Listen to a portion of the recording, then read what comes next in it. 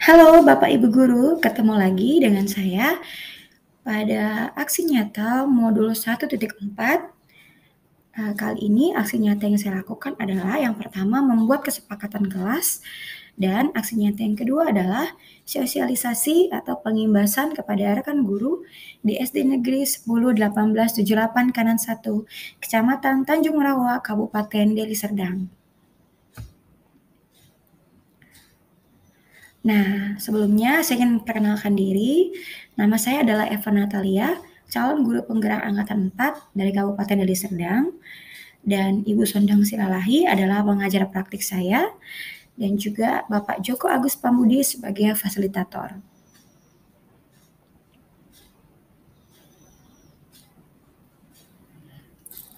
Setelah mengikuti alur belajar merdeka, mulai dari diri, kemudian eksplorasi konsep, ruang kolaborasi, refleksi terbimbing, demonstrasi kontekstual, elaborasi pemahaman, serta koneksi antar materi, maka sampailah kita kepada aksi nyata.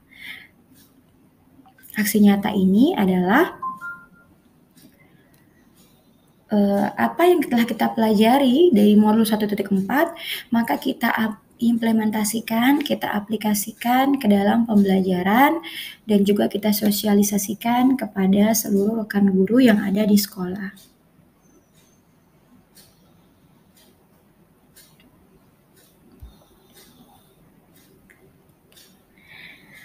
Nah, dari sekian banyak ide yang muncul untuk melakukan aksi nyata dari modul 1.4 budaya positif, maka yang saya ambil adalah membuat kesepakatan kelas. Kesepakatan kelas ini adalah sebagai awal terwujudnya disiplin positif.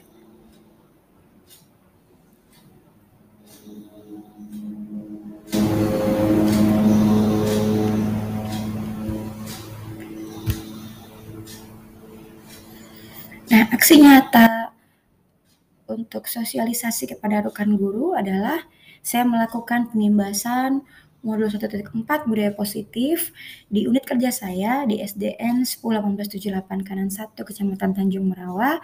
Saya melakukan presentase dan tanya jawab serta saya mensosialisasikan kepada rekan guru tentang membuat kesepakatan kelas yang telah saya lakukan di awal. Dan juga saya mengajak Bapak Ibu guru untuk juga memahami apa itu budaya positif, apa itu disiplin positif, 5 posisi kontrol, kemudian motivasi, 5 kebutuhan dasar manusia, dan juga segitiga restitusi.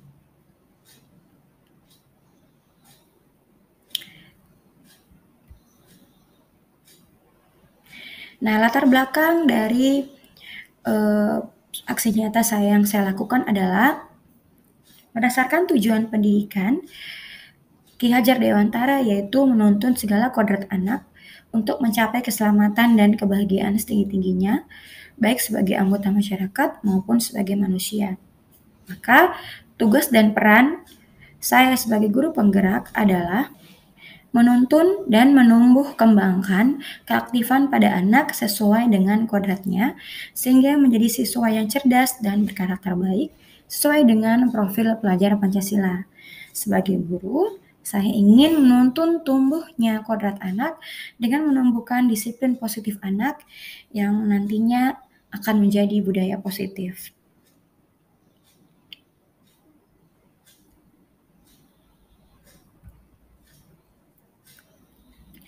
Nah, tujuan dari dilaksanakannya aksi nyata ini yang pertama yaitu menumbuhkan disiplin positif dan membuat kesepakatan kelas sesuai dengan nilai-nilai kebajikan yang diyakini oleh murid-murid.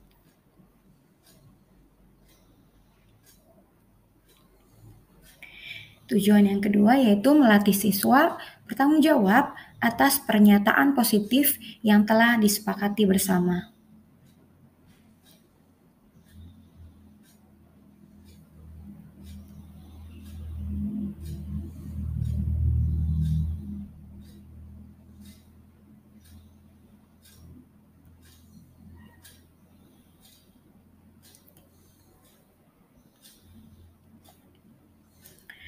Nah, tolok ukur aksi nyata yang saya lakukan yaitu yang pertama, terbentuknya keyakinan kelas melalui kegiatan kesepakatan kelas yang dilakukan oleh guru dan siswa secara bersama-sama.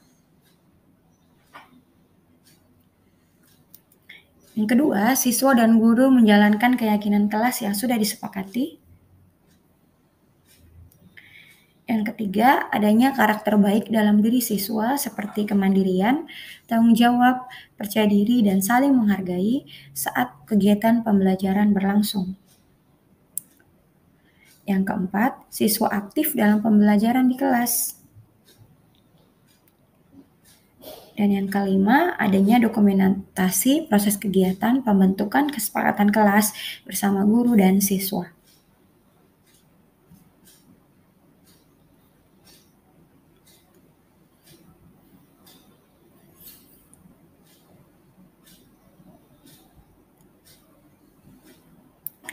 Ini masa tindakan yang dilakukan yang pertama yaitu membuat perencanaan untuk melaksanakan pembentukan kesepakatan kelas di kelas 4A.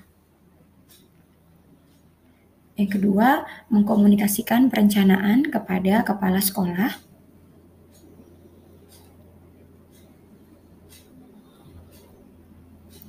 Yang ketiga, melaksanakan tindakan aksi nyata yaitu membuat kesepakatan kelas.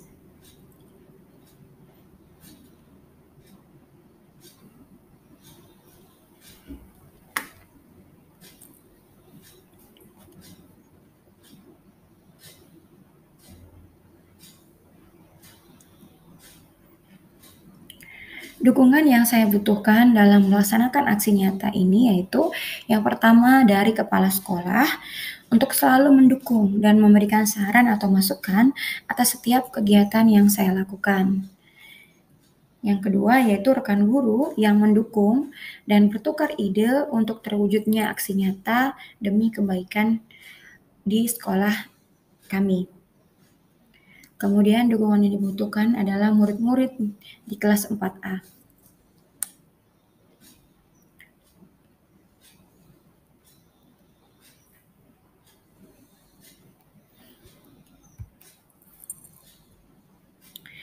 Nah, untuk melaksanakan aksi nyata dalam modul 1.4 budaya positif, tentu saja saya telah mensosialisasikannya terlebih dahulu kepada kepala sekolah,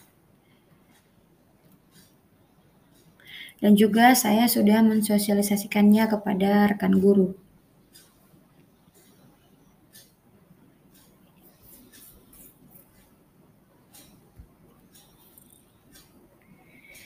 Nah, ini adalah dokumentasi dari membuat kesepakatan kelas yang saya lakukan di kelas 4A. Dalam membuat kesepakatan kelas yang dilakukan secara bersama-sama, anak-anak menuliskan kesepakatan kelas yang telah disepakati untuk seterusnya dapat dilakukan dengan penuh tanggung jawab.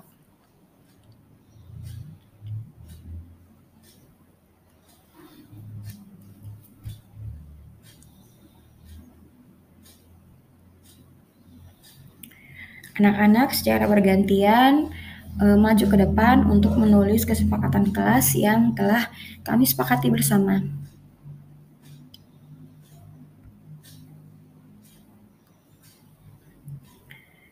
Nah, ini juga kesepakatan kelas, menulis kesepakatan kelas di papan tulis oleh salah satu murid saya, yaitu Elfratah.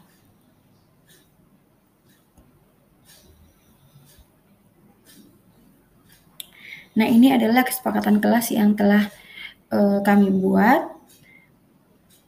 Ada 6 kesepakatan kelas yang kami buat.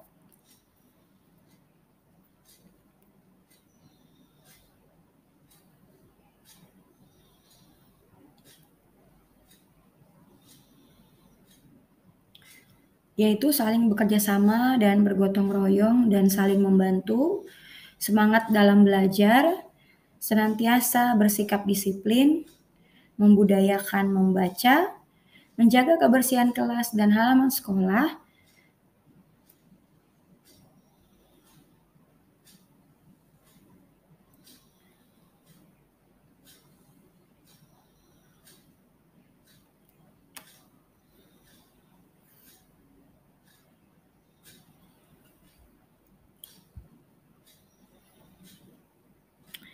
Nah, ini adalah dokumentasi untuk aksi nyata yang kedua, 1.4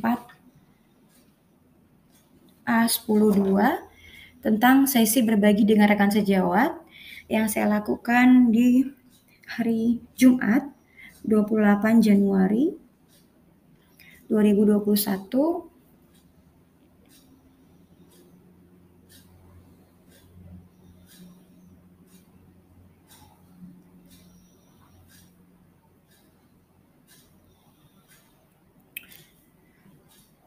yang juga dihadiri oleh kepala sekolah. Nah, ini adalah sesi berbagi dengan rekan sejawat. Ini dalam kegiatan mengepalkan tangan sebagai pertanyaan pemantik dari permulaan presentasi saya, bahwa setiap anak tidak bisa dikontrol kecuali memang dirinya mengizinkan untuk dikontrol.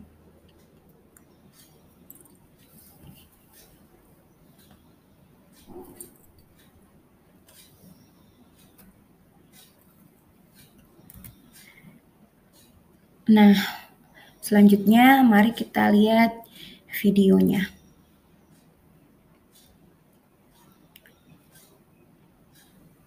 Selamat menyaksikan.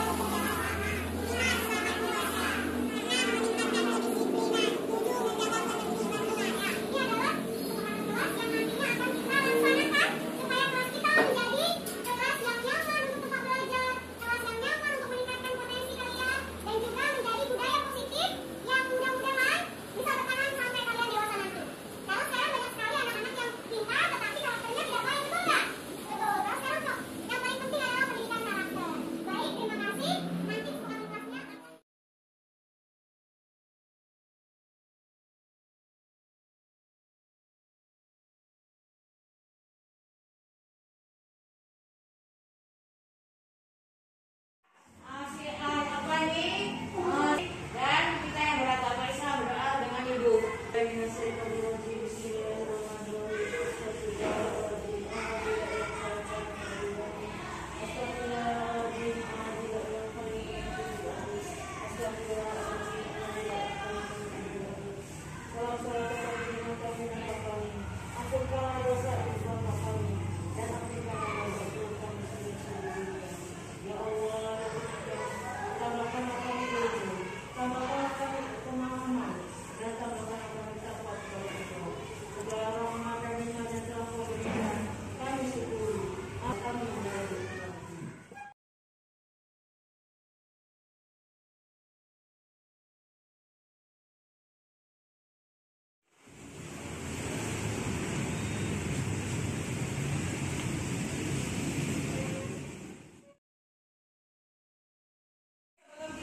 Pelajaran kita, sebaiknya kita berdoa terlebih dahulu yang akan dipimpin oleh Joshua.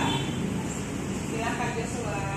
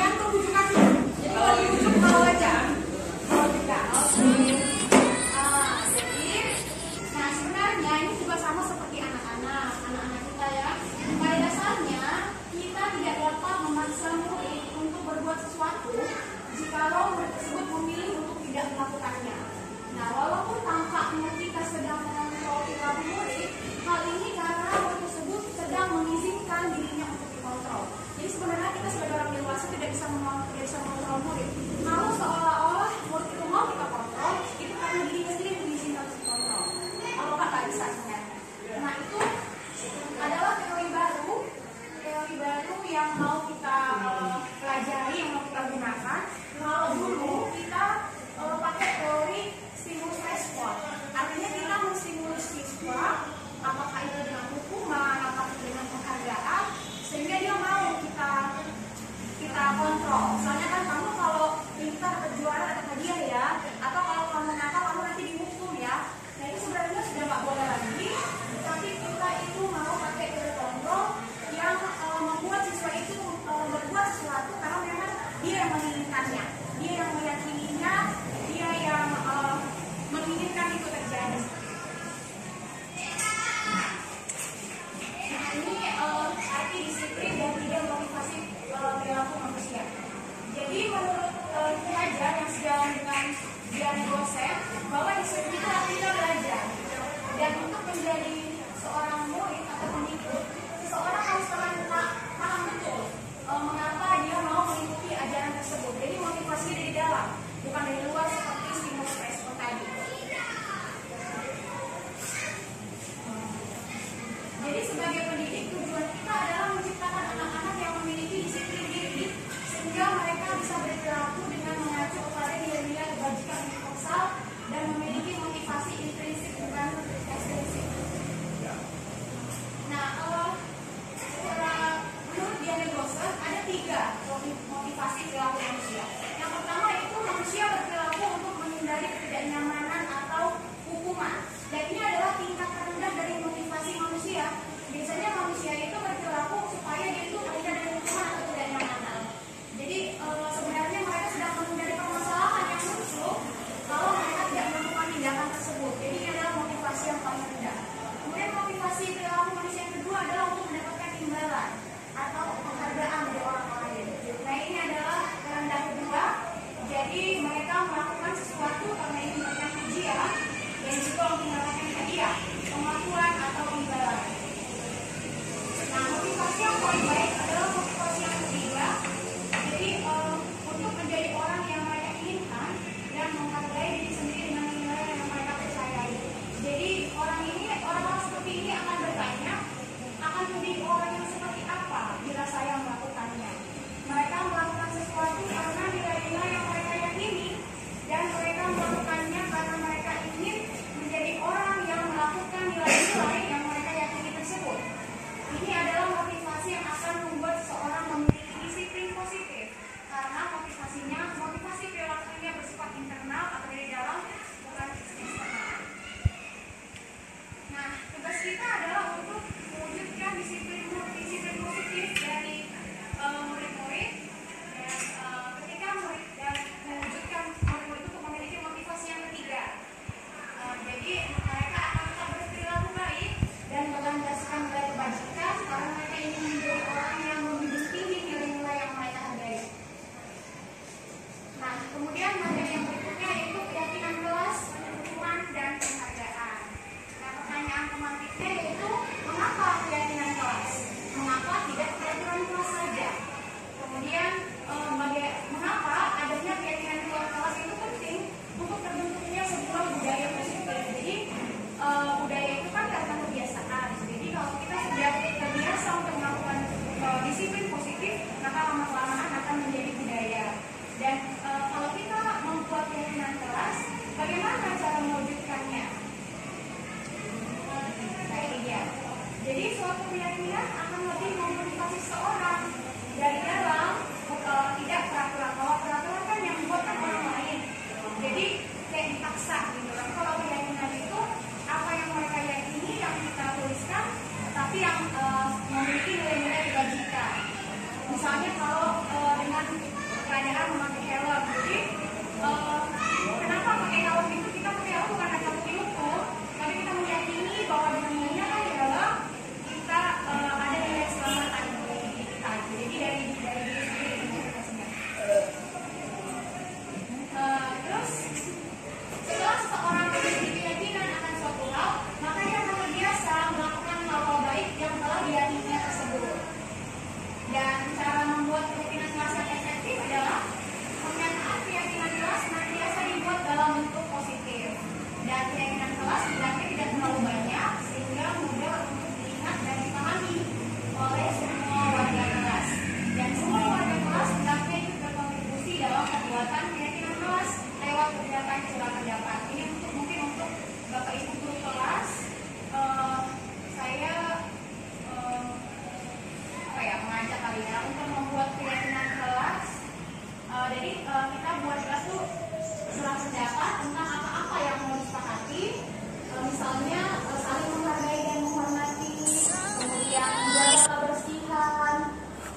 kemudian belajar yang rajin, disiplin, itu adalah satu contoh bentuk pendidikan kelas.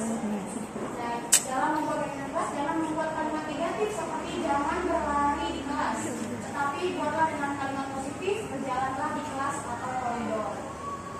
Nah, ini dia. Kemudian inilah keyakinan kelas yang sudah saya buat. Keyakinan kelas selanjutnya bisa diletakkan di dinding kelas, di mana semua bisa dilihat oleh semua warga kelas. Jadi keyakinan itu kan berasal dari musyawarah dalam kelas. Jadi setelah mereka menyetujui bahwa nilai-nilai kebajikan itu baik, maka mereka dengan senang hati untuk melakukannya. Nah, kemudian poin yang berikutnya adalah 5 kebutuhan dasar manusia. Sebagai guru, kita seyogianya mengetahui 5 kebutuhan dasar manusia yang mungkin dibutuhkan oleh murid kita. Yang pertama yaitu kebutuhan bertahan hidup, kemudian kebutuhan cinta dan kasih sayang, kebutuhan penguasaan, kebutuhan kebebasan, dan kebutuhan kesenangan. Kita akan bahas satu-satu. Nah, di sini ada kasus, contoh kasus. Ibu Ambar, guru wali kelas 2A di SD Pelita Hati, sedang bingung menghadapi ulah salah satu murid di kelasnya, Doni. Beberapa anak di kelas 2A telah datang kepadanya dan mengeluhkan Doni yang seringkali meminta bekal makan siang mereka dengan paksa. Nah, jadi jika Anda menghadapi situasi seperti Ibu Ambar, apa yang akan Anda lakukan? Dengan kasus Doni yang seringkali mengganggu temannya meminta bekal makan siang dengan paksa. Kira-kira kebutuhan apa yang ingin dipenuhi oleh Doni? Kita bahas satu-satu di kebutuhan bertahan hidup.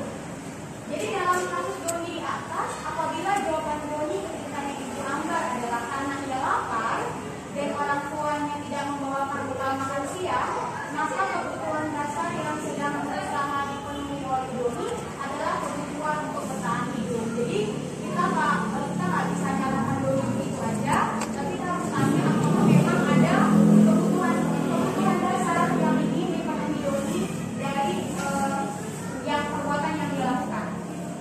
Kemudian kebutuhan cinta dan kasih sayang. Nah, ini adalah kebutuhan untuk mencintai dan memiliki kebutuhan akan hubungan dalam kondisi sosial. Kebutuhan untuk memberi dan menerima kasih sayang, dan kebutuhan untuk merasa menjadi bagian dari kelompok. Nah, dalam kasus Doni, ketika dia ditanya Bu Ambar dan jawabannya adalah karena dia masih senang temannya memperhatikan dia, maka kebutuhan yang akan dipenuhi Doni adalah kebutuhan cinta dan kasih sayang. Jadi motivasi dia melakukan itu adalah karena dia butuh untuk disayangi. Kemudian yang ketiga itu kebutuhan kekuasaan atau kebutuhan pengakuan atas kemampuan. Kebutuhan ini berkaitan dengan kekuatan untuk mencapai sesuatu, menjadi kompeten, menjadi terampil, diakui atas prestasi dan keterampilan kita. Nah, dalam kasus Doni tadi, apabila ditanya Ibu Ambar, karena dia ingin merasa hebat dan dia ingin membangun akut dan menuruti keinginan dia, maka sebenarnya kebutuhan yang ingin Doni penuhi adalah kebutuhan atas kekuasaan atau penguasaan. 5 posisi kontrol.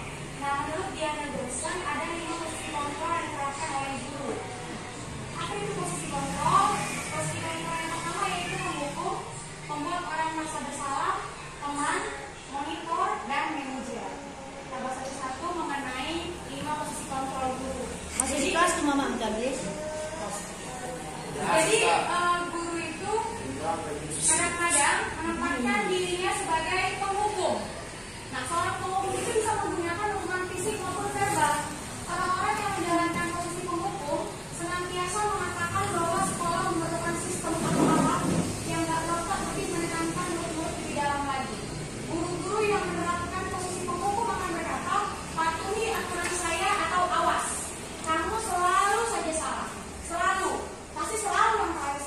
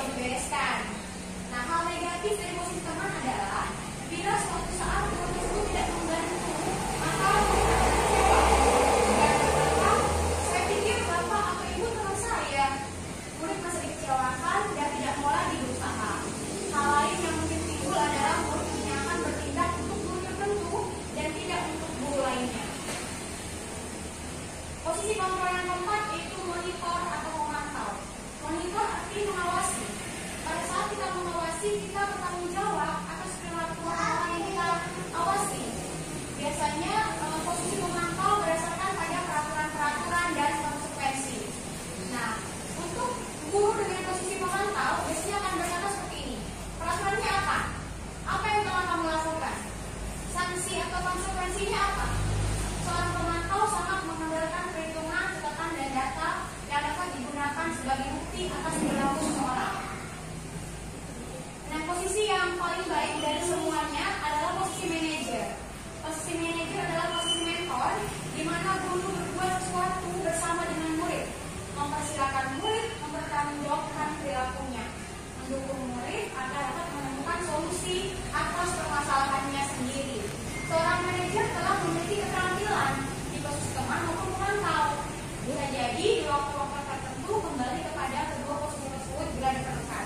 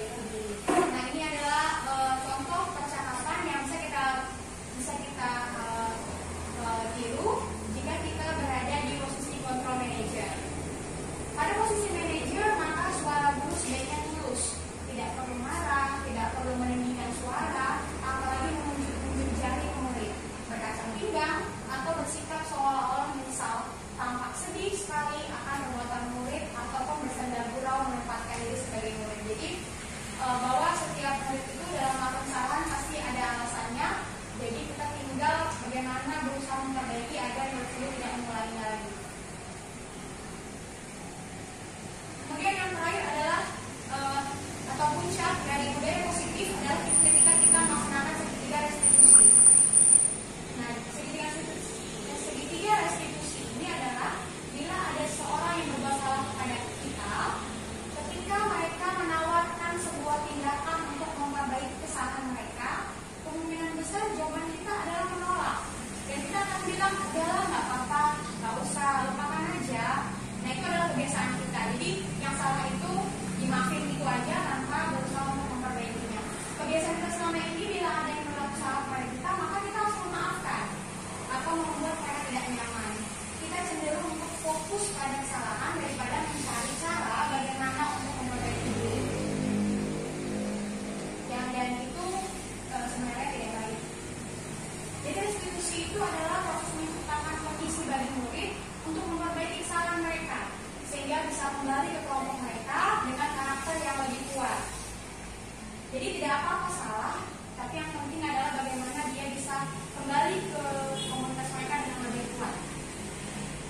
Jadi kesalahan itu adalah ada peluang yang luar biasa yang bisa diambil murid ketika dia melakukan kesalahan.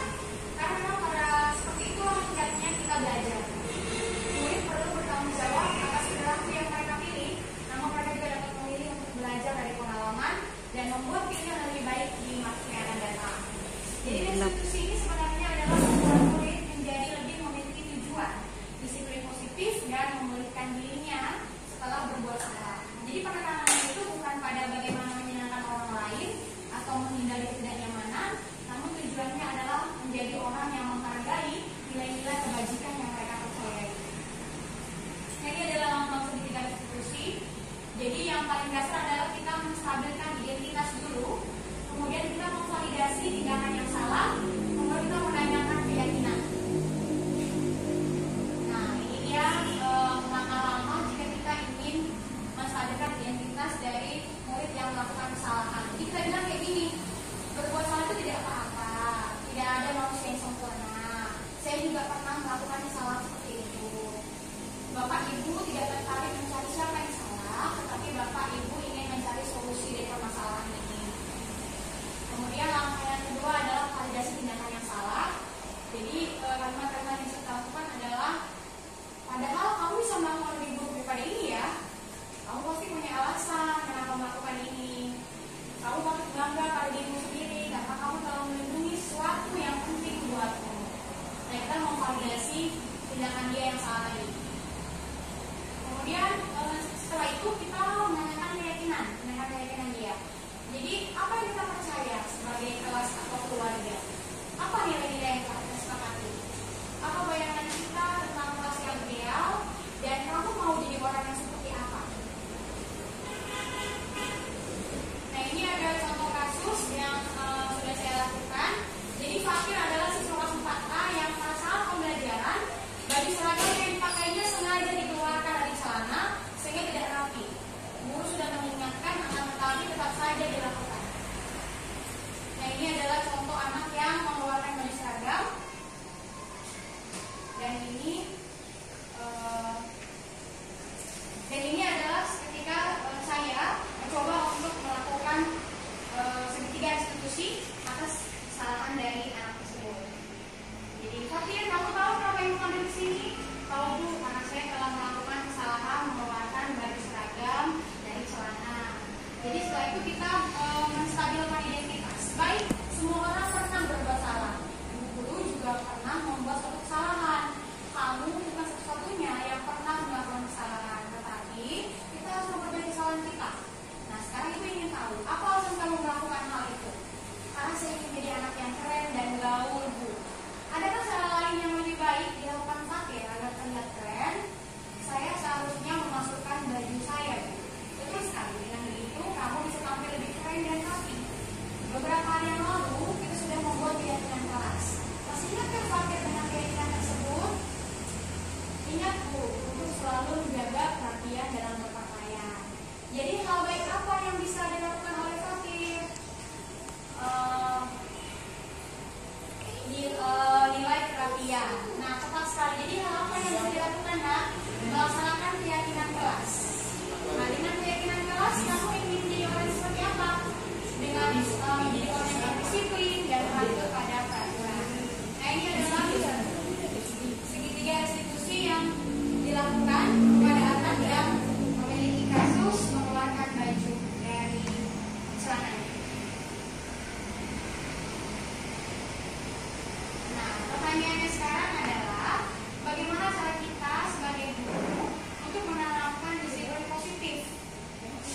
yang kepada murid kita. Yang pertama yaitu kita harus melaksanakan posisi kontrol yang tepat, yaitu posisi kontrol manajer. Kemudian kita menggantikan peraturan kelas dengan keyakinan kelas. Yang ketiga yaitu dengan menerapkan segitiga restitusi kepada siswa-siswa yang melakukan kesalahan. Oke, sekian dan terima kasih. Selamat pagi. Terima kasih atas presentasinya yang disampaikan oleh Ibu Eva Natalia. Jadi untuk Bapak Ibu kami persilakan untuk mengajukan pertanyaan. Ya, kami persilakan ya kepada Ibu Wina untuk berdiri sejenak. Oke, saya mau menanya mengenai presentasi tadi. Tadi di situ ada dijelaskan mengapa kita tidak boleh memberikan hukuman atau plus atau hadiah atau reward kepada siswa. Jadi maksudnya itu apa? Kenapa? Sementara yang selama ini kita lakukan itu kan kalau anak-anak itu mendapatkan plus gitu atau mendapatkan hal yang baik atau berbuat baik, selalu kita beri hadiah reward. Misalnya yang paling kecil itu tepuk tangan atau pujian. Kalau dia melakukan sedikit kesalahan atau ada perbuatan yang tidak baik yang diperbuatnya, karena kita selalu dulu memberikan dia hukuman kecil, misalnya itu entah minta maaf atau apa dan sebagainya. Jadi di sini yang mau saya tanyakan, kenapa kita selaku guru tidak boleh memberikan itu kepada siswa? Kepada Ibu Eva yang saya tanyakan. Terima kasih. Ya, terima kasih kepada ibunya atas pertanyaannya. Pertanyaannya baik sekali. Nah, sepanjang yang saya tahu, kita sebagai guru tidak lagi boleh untuk mengajar dengan menggunakan teori stimulus respon. Jadi stimulus itu kan kita berikan penghargaan, misalnya hadiah. Jadi nanti motivasi mereka untuk belajar itu karena ada hadiah. Motivasi mereka karena ujian, motivasi mereka karena ya barang atau seperti apa yang mungkin membuat teman-teman yang lain itu iri. Itu satu. Makanya sekarang kita nggak boleh pakai sistem ranking, kan gitu ya. Jadi itu satu. Jadi mereka tuh harus dari motivasi intrinsik mereka untuk belajar dengan nilai-nilai yang diyakininya. Kalau aku belajar, kalau saya belajar, nanti saya akan menjadi orang yang pintar. Nanti cita-cita saya akan tercapai, bukan karena hadiahnya seperti itu. Nah kemudian, itu yang harus kita biasakan dari sekarang. Nah untuk hukuman juga seperti itu. Untuk menciptakan disiplin murid, hukuman adalah hal yang paling terakhir kita lakukan. Seperti itu yang saya pelajari ya, yang paling terakhir kita lakukan. Jadi kalau dia melakukan kesalahan, maka yang kita lakukan adalah segitiga restitusi tadi. Jadi kita menstabilkan identitas, kemudian menghadapi tindakan yang salah, dan kemudian kita menanyakan keyakinan yang sudah dari awal kita buat tadi. Jadi intinya keyakinan dulu, maka nanti setelah itu kita melakukan posisi kontrol manager bagi siswa yang melakukan kesalahan. Kita menanyakan alasannya, kebutuhan apa yang dia cari, dan kemudian kita cari solusi. Dan kita tanya sama dia solusinya, bisa nggak berubah? Keyakinan yang disepakati bisa nggak dilakukan, motivasi intrinsiknya. Dan ini mungkin agak susah, agak lama, tetapi itulah yang mau pelan-pelan kita ubah untuk menjadi budaya positif. Nah, instruktur pernah bilang, misalnya dia dihukum dia baca Al-Quran katanya. Baca Al-Quran itu hukuman, menurut baik dong, hukuman baca Al-Quran. Masa salah? Baiklah itu kan gitu ya kan. Tapi ternyata apa? Jadi anak itu merasa, aku dihukum, berarti aku baca aku dihukum dong. Kenapa jadi hukuman? Itu kan baik, itu nggak jadi hukuman, itu nggak boleh. Kita anggap baik itu hukuman baca Al-Quran, baca kitab suci baik gitu kan. Kalau kita, tapi sebenarnya itu tidak. Kenapa hal yang baik itu justru malah jadi hukuman? Nanti besok-besok dia baca Al-Quran, aku lagi dihukum dong ini. Nah kayak gitu. Ya, terima kasih.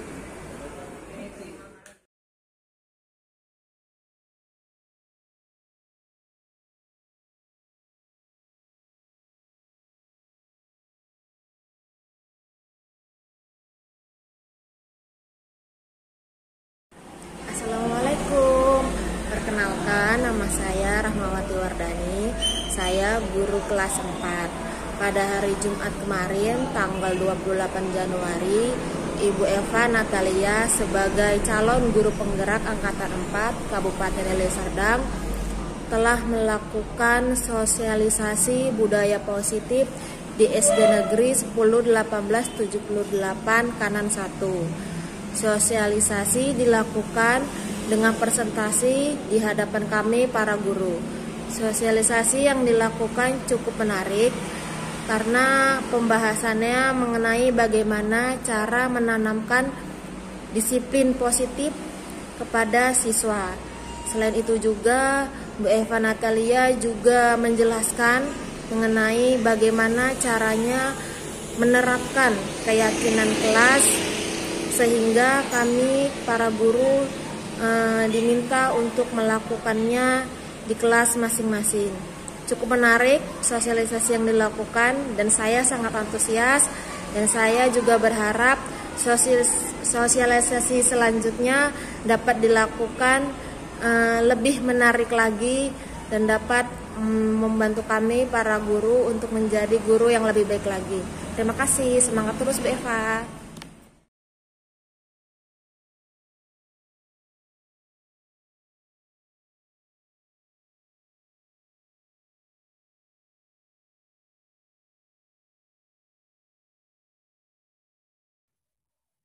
Perkenalkan, nama saya Ibu Elfrida Segian, guru kelas 6. Pada hari Jumat tanggal 28 Januari 2022 kemarin, Ibu Eva sebagai calon guru penggerak Angkatan ke-4 Kabupaten Deli Serdang telah melaksanakan pengimbasan modul 1A4 tentang budaya positif di SD Negeri 10.1878 Kanan 1 Tanjung Rawa. Pengimbasan yang dilakukan dengan melakukan presentasi di hadapan para guru. Presentasi yang dilakukan cukup jelas. PPT yang ditampilkan juga menarik dan mudah dibaca.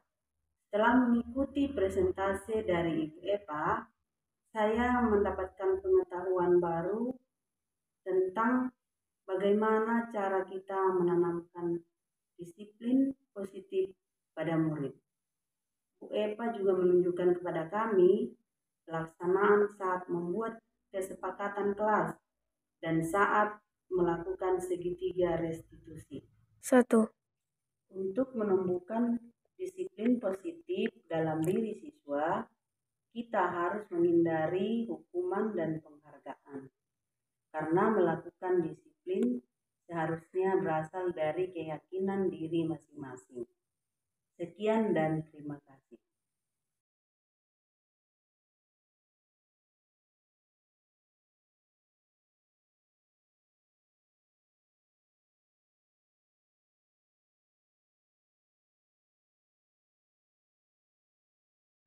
Assalamualaikum warahmatullahi wabarakatuh. Nama saya Ainul Sakinah. Saya wali kelas 5 SDN 1878 Kanan 1. Pada hari Jumat tanggal 28 Januari kemarin, Ibu Eva sebagai calon guru penggerak Angkatan ke-4 Kabupaten Deli Serdang telah melaksanakan pengimbasan modul 1,4 tentang budaya positif di SD Negeri 10.1878 Kanan 1 Tanjung Rawa. Pengimbasan yang dilakukan dengan melakukan presentasi di hadapan kami para guru. Presentasi yang dilakukan cukup jelas, PPT yang tampilkan juga menarik dan mudah dipahami oleh semua guru. Setelah mengikuti presentasi dari Ibu Eva Natalia, saya merasa mendapatkan pengetahuan baru tentang teori kontrol, disiplin positif, kebutuhan 3 motivasi manusia, 5 posisi kontrol, 5 kebutuhan dasar manusia, dan segitiga restitusi. Bu Eva juga menunjukkan kepada kami video pelaksanaan membuat kesepakatan kelas dan saat melakukan segitiga restitusi kepada murid yang bermasalah. Untuk menumbuhkan sifat disiplin positif kita terlebih dahulu, membuat keyakinan kelas yang dilakukan secara musyawarah, karena tindakan disiplin seharusnya berasal dari keyakinan diri masing-masing. Jadi presentasi yang dibuat oleh Ibu Eva Natalia sangat bermanfaat untuk semua guru. Itu menurut saya. Sekian dan terima kasih. Wassalamualaikum warahmatullahi wabarakatuh.